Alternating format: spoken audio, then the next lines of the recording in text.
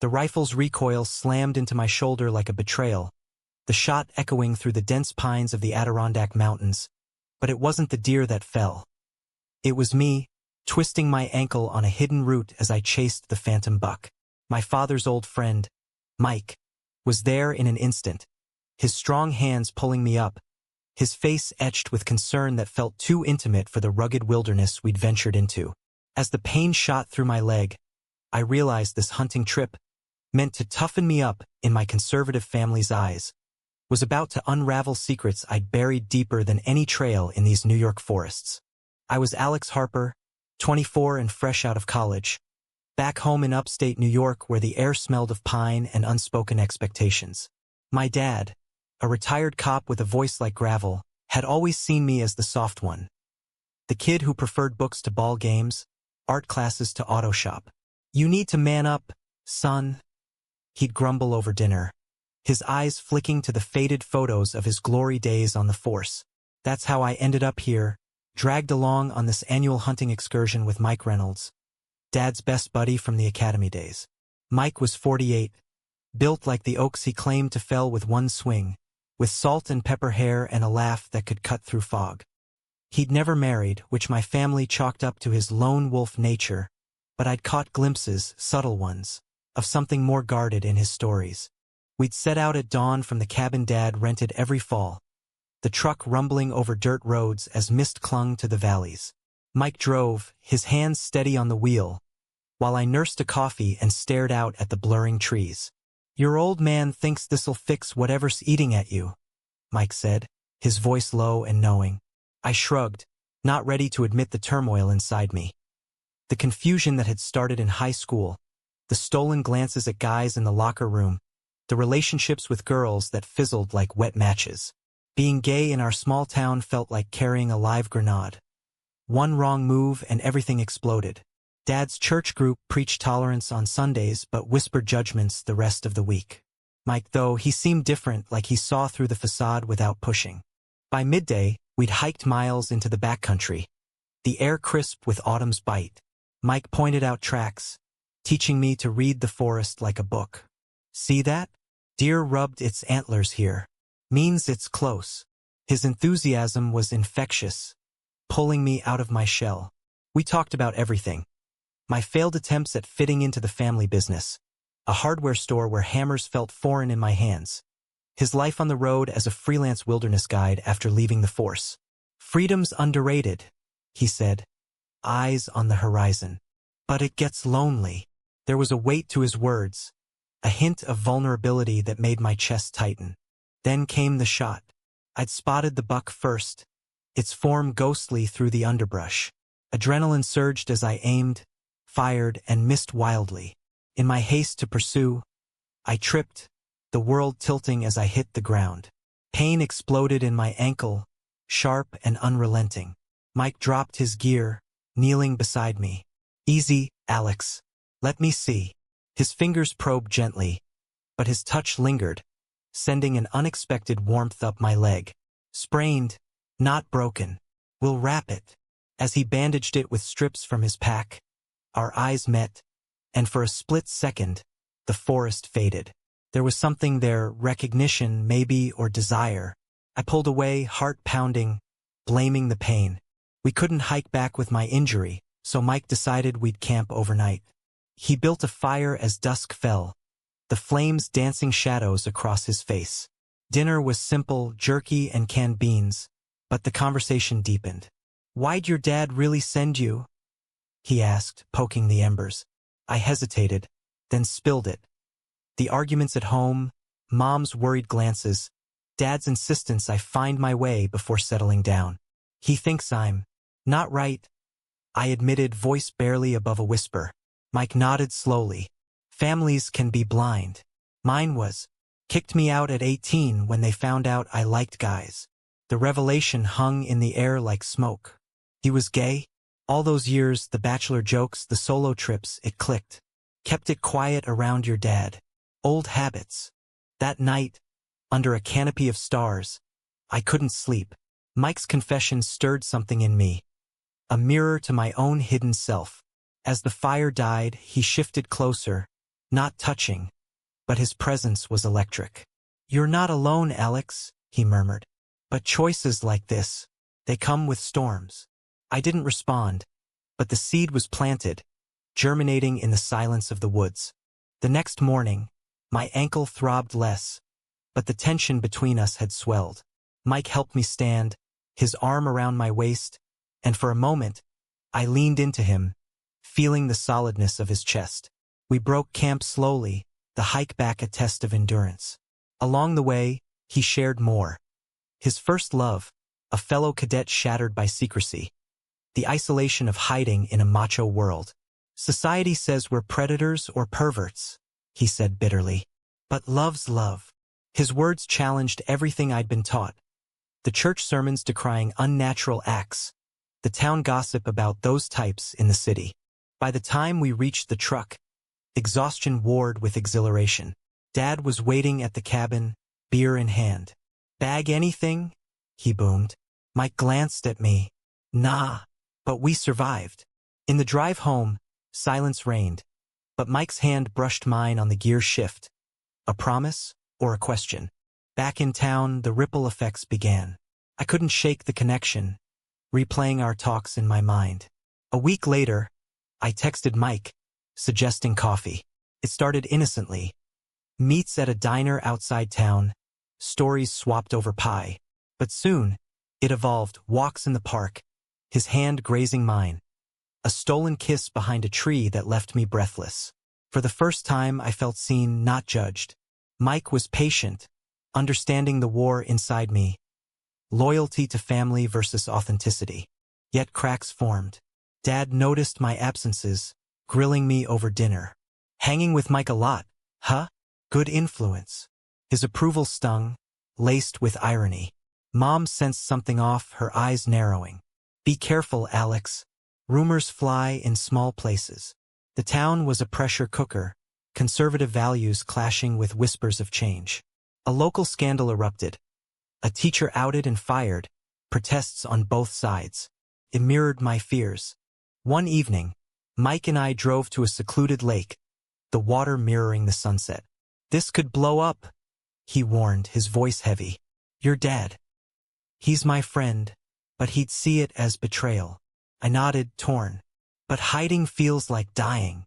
We sat in silence, the weight of societal norms pressing down. Was this love or rebellion? The question haunted me as stars emerged, indifferent to our turmoil. As weeks turned to months, our bond deepened amid secrecy. Mike became my anchor, guiding me through self-acceptance. But the conflicts mounted. A family barbecue where Dad slapped Mike's back, oblivious. My sisters teasing about finding a girl.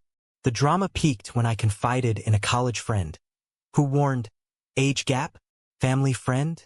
That's messy, man. Society'll eat you alive." The turning point came during a storm, literal and figurative. Rain lashed the windows as Mike and I met at his cabin. "We can't keep this hidden forever," I said, frustration boiling.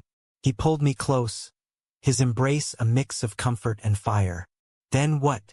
Tell them and watch it crumble." The argument escalated, voices rising over thunder. "You're worth the risk," I insisted, but doubt crept in. Was I using him to escape my life, or was this real? The revelation shattered like glass underfoot when Dad walked in on us the next day. We'd overslept at the cabin, tangled in sheets from a night of talking till dawn. No more, but intimate enough. The door banged open, Dad's face twisting from surprise to rage. "What the hell is this?" he roared, eyes darting between us. Mike stood, composure cracking. "Jim, let me explain." But Dad swung, fist connecting with Mike's jaw, sending him staggering. I jumped between them, heart hammering. "Dad, stop. It's not what you think. Or maybe it is." Chaos ensued. Dad dragged me home, the drive a barrage of accusations. "He's twice your age. My friend. For God's sake." Mom waited, tears streaming, the family imploding in real time. "How could you?" she whispered, as if I'd murdered someone. The town buzzed. Whispers at the store, stares at church. Dad cut Mike off, 30 years of friendship torched in an instant. Predator, he spat, echoing the societal venom Mike had warned about. I moved out that week, crashing on a friend's couch in Albany, the city a stark contrast to our rural bubble. Mike called daily, his voice strained. I should have known better. Ruined your life. But I refused blame. We ruined nothing. They did, with their narrow minds. Our talks turned to the broader fight. LGBTQ rights in America, the ongoing battles for equality amid backlash. Mike shared stories of Stonewall, of friends lost to AIDS stigma. Progress is slow, he said, but worth the scars. Yet isolation gnawed. Work at a coffee shop brought judgmental customers. Subtle digs about city influences. A cousin unfriended me online, posting rants about traditional values. The age difference fueled controversy. Was Mike exploiting me, or I him? Friends debated it over beers, some supportive, others wary. Power imbalance, one said. He's like an uncle. The label stung, ignoring our mutual respect. Reconciliation attempts failed. Dad's emails were curt. Come home when you're straight. The pun unintended but cutting. Mom sneaked calls, torn between love and loyalty. Your father's hurting too. The family rift mirrored national divides. Red states versus blue, tradition clashing with modernity. Mike and I met in secret spots, our relationship a guerrilla war against norms. A weekend in the Catskills echoed our first trip, but now laced with urgency. What if we leave? I proposed, staring at the mountains. Start fresh. He hesitated. Running's not freedom. Fighting is. His resolve inspired, but fear lingered. Losing my roots, the only world I'd known. Drama intensified when Dad confronted Mike at a bar, voices rising to shouts. You corrupted my boy. Punches flew again, cops called ironic given their history. The incident made local news. Former officers in gay scandal brawl. Headlines twisted facts, painting Mike as the villain, me the victim. Social media exploded. Support from allies, hate from trolls. Disgusting, one commented. Age of consent doesn't mean moral. I testified to clear Mike's name, standing in court with shaking hands. It's consensual. Love, not abuse. The judge dismissed charges, but the damage lingered. Dad's silence deepened, a chasm widening. Through it, Mike's strength shone. We've got each other, he'd say, pulling me into hugs that mended fractures. But doubts crept. Was our love born of circumstance or destiny? The societal backlash tested us, forging resilience amid fire. As winter blanketed New York, we attended a pride event in the city. Anonymous in the crowd, yet empowered. Chants of equality echoed our struggles. A speaker shared a similar story. Forbidden love defying odds. It bolstered me, but reality bit back. Job loss rumors, family estrangement. One night, over takeout in my tiny apartment, Mike proposed a truce. Talk to your dad. For you, not me. I agreed, heart heavy. The meeting at a neutral diner was tense. Dad's eyes red-rimmed, mine defiant. Why him? He asked. Because he sees me, I replied. Tears fell, his then mine. I don't understand, but I love you. A crack in the wall, not a bridge, but hope flickered. Spring brought tentative thaws, both in weather and relations. Dad and I met sporadically. Awkward coffees where politics loomed unspoken. Mike's a good man, he admitted once grudgingly. But this, it's hard. His concessions stemmed from Mom's prodding, her quiet advocacy chipping at his resolve. Yet societal pressures persisted. Church friends boycotted the store, whispering sin like a curse. Mike and I navigated the minefield, our bond evolving from passion to partnership. We volunteered at an LGBTQ center, counseling youth facing similar turmoils. Your story saves lives, a teen told me, eyes wide. It reframed our pain, fuel for change. But controversy swirled. An op-ed in the local paper decried grooming in mentorships, subtly referencing us. Protests followed, pickets outside the center with signs reading, "Protect our kids." The backlash hit home when my sister, Emily, called in tears. Dad's sick, stress, the doctor says. Guilt surged. Was our love the culprit? I visited, finding him frail in bed.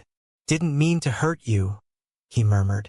Reconciliation bloomed slowly, conversations peeling layers of misunderstanding.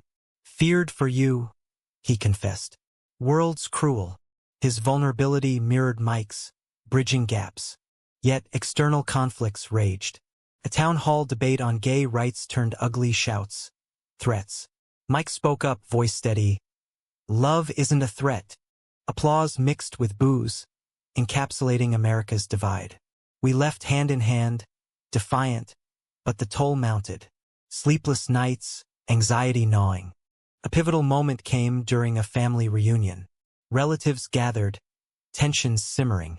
Uncle Ray, a firebrand conservative, cornered me. Betraying your upbringing. Words escalated, fists nearly. Mike intervened, calm but firm. Families about acceptance. The standoff divided the clan. Some sided with us, others left in huff. Through it, our relationship deepened, rooted in shared battles. Picnics in parks, quiet evenings, moments of peace amid storm. But a bombshell dropped. Mike's ex from decades ago resurfaced, claiming unresolved feelings. Just a call, he assured, but jealousy flared. Am I a rebound? The argument exposed insecurities. Age, history, societal scrutiny amplifying doubts. We weathered it, therapy helping unpack baggage. Love's work, the counselor said. Insights revealed. My attraction stemmed from Mike's stability, his from my vitality. Balanced, not imbalanced. Summer brought escalation. A national story echoed ours. A celebrity outing amid family feud. Media reached out, wanting interviews. We declined, but leaks forced our hand. Local gay couple defies odds. The headline read. Support poured in letters, donations. But hate mail too, threats that chilled. Dad's health improved, paralleling mended ties. Mike's welcome for dinner, he offered tentatively. The meal was awkward, stilted talk, forced laughs. But a start. Mom hugged Mike, whispering thanks for saving me. Emotional layers peeled, revealing raw hearts. As conflicts crested, a community event tested us. A pride parade in Albany. We marched, banners high, amid cheers and jeers. A protester spat, abomination. Mike shielded me, resolve unbroken. The experience solidified us, warriors in love's arena. Yet questions lingered. Could society evolve? Would family fully accept? The drama, once destructive, now transformative. Fall returned, cycling back to the woods where it began. Mike and I hiked the Adirondacks, my ankle long healed, but scars emotional. Full circle, he mused, hand in mine. The forest, once a catalyst, now sanctuary. We discussed future. Moving together, perhaps to a more accepting city like New York. But hurdles loomed. Dad's church pressured him. Sermons on family values, targeting us indirectly. He wavered, calls growing sparse. Torn, Mom confided. The push-pull mirrored national tensions. Supreme Court rulings advancing rights, yet state laws regressing. A major conflict erupted when Emily's wedding approached. Want you both there, she said, defying Dad. Invites sent, but controversy brewed. Relatives boycotted, calling it endorsement of sin. The ceremony became a battleground, whispers during vows, glares at reception. Mike and I danced defiantly, but hurt simmered. Post-wedding, Dad confronted. This divides us. Tears flowed. Choose love over fear, I urged. His nod was reluctant but pivotal, a step toward acceptance. Mike's career suffered. Guiding gigs dried up, clients citing reputation. Small minds, he shrugged, but pain showed. We brainstormed reinvention, starting a queer-friendly outdoor program. Vision born of adversity. Personal drama peaked with a health scare. Mike's chest pains, hospital rush. Waiting room agony amplified fears, losing him amid unfinished fights. Marry me? I blurted as he recovered. His yes, tearful, sealed commitment. Proposal sparked more debate. Legal in New York, but family reaction mixed. Dad attended planning, awkward but present. Proud, in my way. Evolution slow but real. Societal clashes continued. A bill banning LGBTQ books in schools ignited protests. We joined, voices raised. Arrests followed, peaceful, but symbolic. Media frenzy. Couples stand against censorship. Fame unwanted but platform gained. Through turmoil our love matured. Less fire, more ember. Quiet nights debating ethics.